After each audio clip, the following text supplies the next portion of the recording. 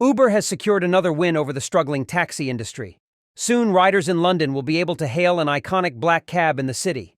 London cabbies can now start signing up for Uber trip referrals, but the service won't roll out until early 2024. Uber says some drivers have already begun showing interest in being listed on the app. Uber has been steadily making deals with taxi fleet owners in a move to bring the traditional cab industry onto its app. The ride-hail giant recently signed on taxi fleets in Los Angeles, New York City, Paris, and Rome to list drivers on the app. Uber says in Europe and the Middle East, over 10% of Uber trips are now completed by taxi drivers. Whether black cab drivers in London will sign up in droves to Uber is another story.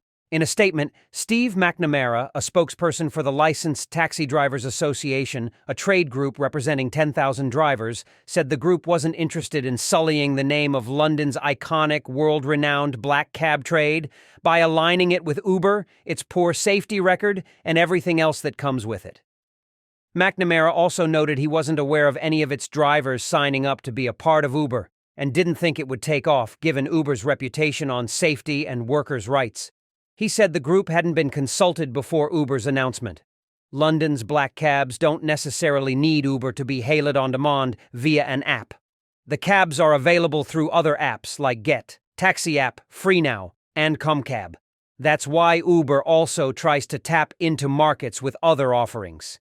In order to capture more market share and create stickiness in its app, Uber has made additional transport bookings available in its UK app, like intercity trains, Eurostar, National Express, car rentals, and even flight tickets.